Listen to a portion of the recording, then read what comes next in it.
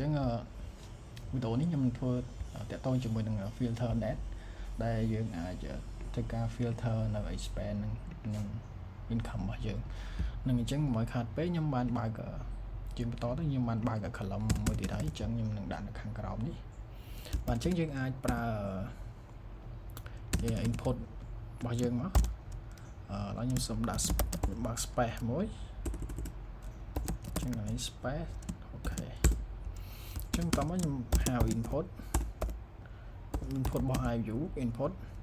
ខ្ញុំដាក់ថែវាបាទអូខេថែជា date បាទអញ្ចឹងមួយទៀតមក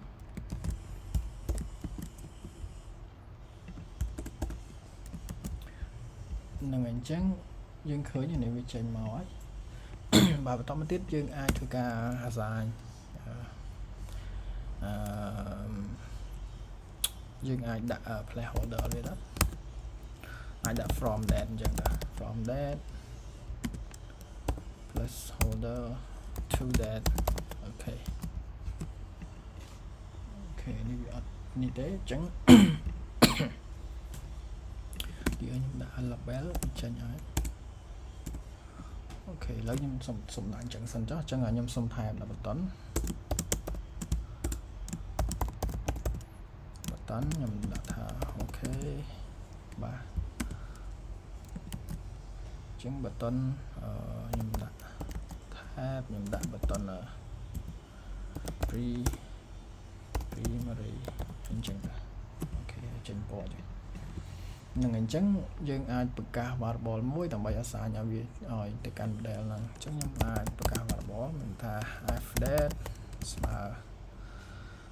press ដូចគឺ to that ស្មើ ref នៅបន្តទៀតយើងអាចយក that នេះយកប្រើមកថាដោយ by default យើងឲ្យវាចាប់យកថ្ងៃហ្នឹងអញ្ចឹងណាបាទ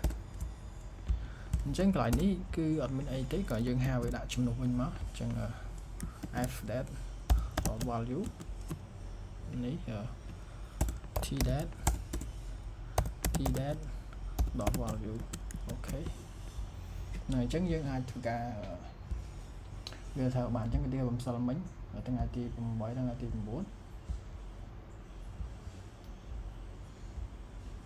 អូខេអញ្ចឹងសុំlock cancel ហ្នឹងហើយយើងអត់តដាក់ event ឲ្យវាហ្នឹង sorry យើងហៅ event យកមកដាក់ក្នុង button ហ្នឹងមក event ដែលយើងធ្វើនេះ Lolita នេះដាក់នៅក្នុង button នេះអញ្ចឹងអាចដាក់ add click មកនឹង load data អញ្ចឹងអូខេនឹងអញ្ចឹងម្ដងទៀតឥឡូវខ្ញុំរើសយកថ្ងៃទីខ្ញុំ refresh មួយខ្ញុំរើសថ្ងៃទី8ដល់ថ្ងៃទី9អូខេខ្ញុំសុំមើល data បោះទៅបន្តិចតើវាត្រូវអត់ដោយសារថ្ងៃទី8ទី9 data របស់យើងគួរតែអត់មានអញ្ចឹងអូខេថ្ង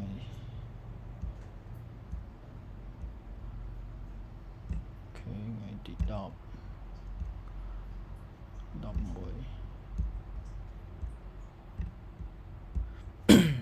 នឹងអ្នកនេះអត់តន់ត្រូវអញ្ចឹងខ្ញុំសុំចូលទៅកាន់ variable របស់យើងនេះ fdate.value អូខេ v model យើង assign v model នៅក្នុង input អញ្ចឹងនឹងឲ្យយើងអត់តមក assign v model ឲ្យវាទេអញ្ចឹងបានវាអត់ទៅអញ្ចឹង v model ស្មើនឹង fdate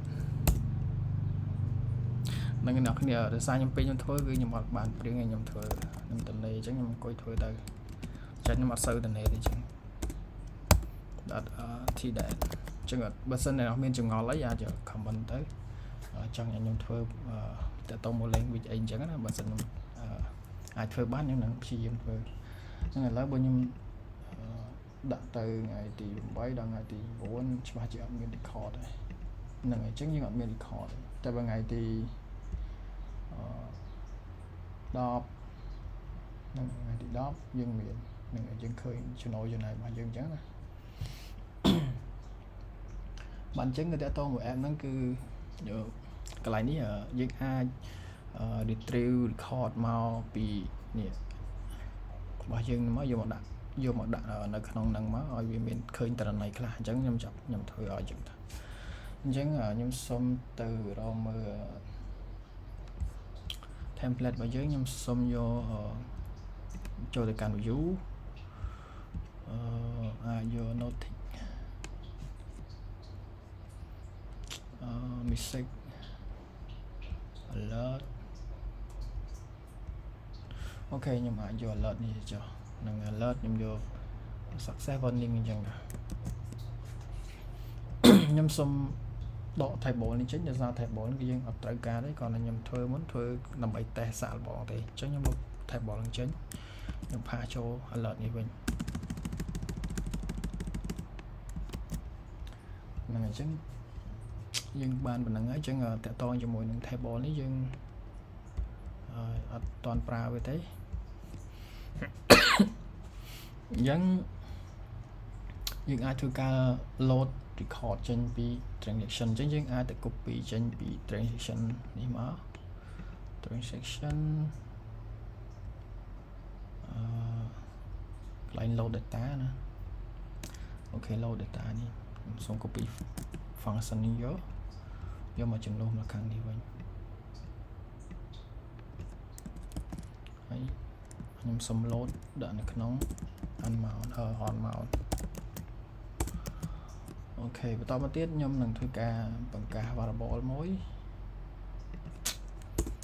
ខ្ញុំដាក់ថា last transaction នេះស្មើនឹង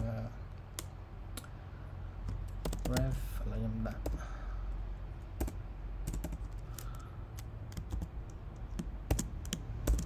ទី1ខ្ញុំយកអូខេឥឡូវខ្ញុំសុំចុច partition ចុះហើយចាប់ដើមមក data ចូលនៅក្នុងហ្នឹងដាក់ binary អញ្ចឹងពេល load ចូលហើយអញ្ចឹងយើងបោះនេះ pagination value ជាមិនមែនមួយហ្នឹងទេខ្ញុំ copy ច្រឡំនៅក្នុង transaction នៅក្នុងlist transaction like summary នៅក្នុង home នេះសុំនៅ load summary load data ហ្នឹងដែរប៉ុន្តែយើងឥឡូវខ្ញុំសុំដកនេះចេញវិញអូខេ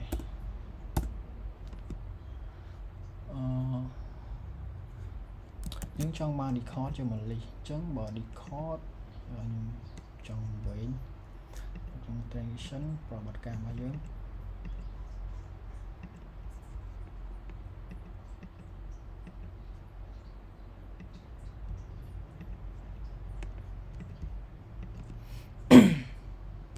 ជាមាន home អូខេនៅក្នុងប្រវត្តិការនេះយើងត្រូវយកនេះ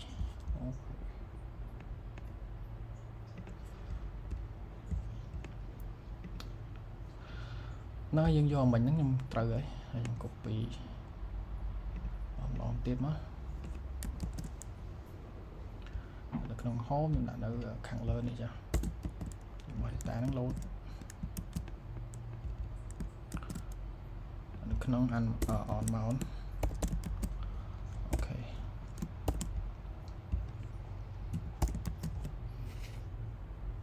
អញ្ចឹងហើយយើងអត់ត្រូវការពួកនេះទេ page 1នឹងដោយសារយើងត្រូវការតែមួយ page ទេអញ្ចឹងយើងត្រូវការកន្លែងនេះយើងត្រូវការ limit យើងយកទៀតថាយើងយក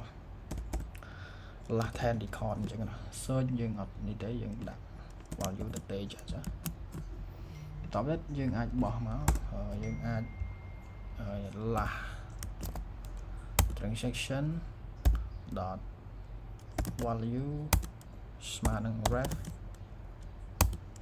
dot data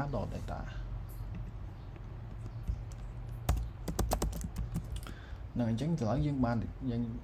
data ហ្នឹងអញ្ចឹងយើងមកធ្វើការយក data យកដាក់ក្នុងនេះបាទកន្លែងនេះយើងអាចទីហោខ្ញុំដាក់ថា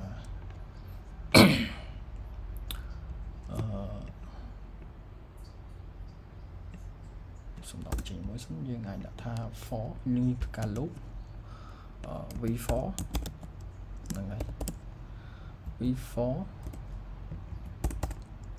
ឧទាហរណ៍ខ្ញុំដាក់ថា t in last transaction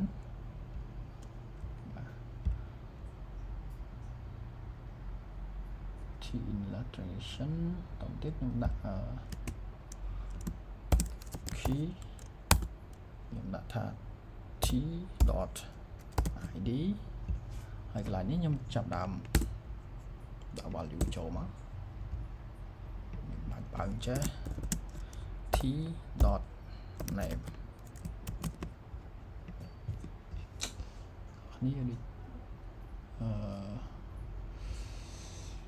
ចដូចជាអត់តន់ត្រូវខ្ញុំសុំទៅមើល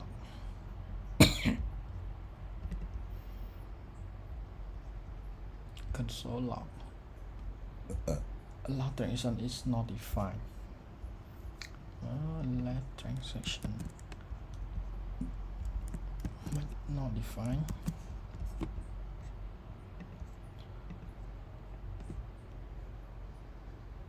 load list value hold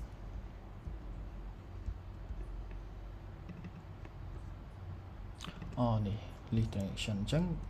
យើងត្រូវតែ import function ហ្នឹងចេញពី API របស់យើង function API របស់យើងបោះវាចូលមកអូខេខ្ញុំសុំ refresh ម្ដងទៀតហ្នឹងហើយអញ្ចឹងយើងឃើញហើយយើងបានតន័យមកហើយបាទ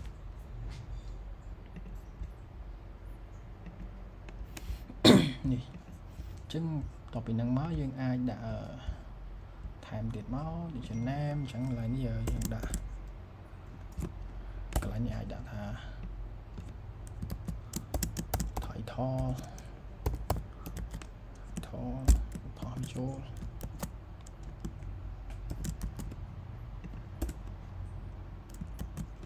អូខេវាធំពេកហើយខ្ញុំសុំដាក់ h1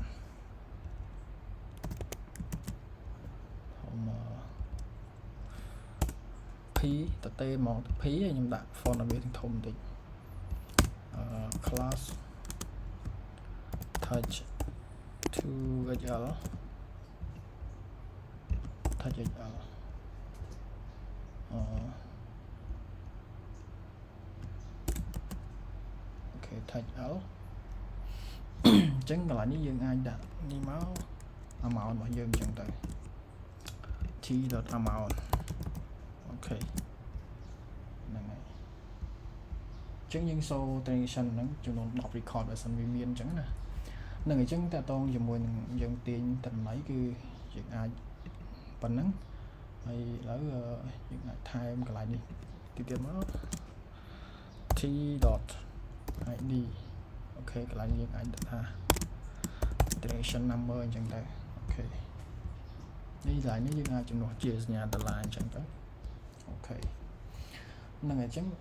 ប្រភេទប្រតិបត្តិការគឺយើងមានហើយតើតមួយប្រតិបត្តិការនេះគឺយើងអត់ត្រូវការលុបទេបើនឹងអត់ចង់ធ្វើលុបគឺអាចបន្ថែមតិចទៅគឺយើងធ្វើដូចនៅក្នុង category អញ្ចឹងនៅក្នុងវីដេអូក្រោយគឺខ្ញុំនឹងធ្វើតកតងរបាយការណ៍បន្ទាប់ពីហ្នឹងហើយខ្ញុំធ្វើការ deploy ទៅកាន់ server ឲ្យអ្នកនរគ្នាឃើញនឹងអញ្ចឹងវីដេអូនេះគឺមានប៉ុណ្ណឹងអញ្ចឹងជួបគ្នានៅវីដេអូក្រោយ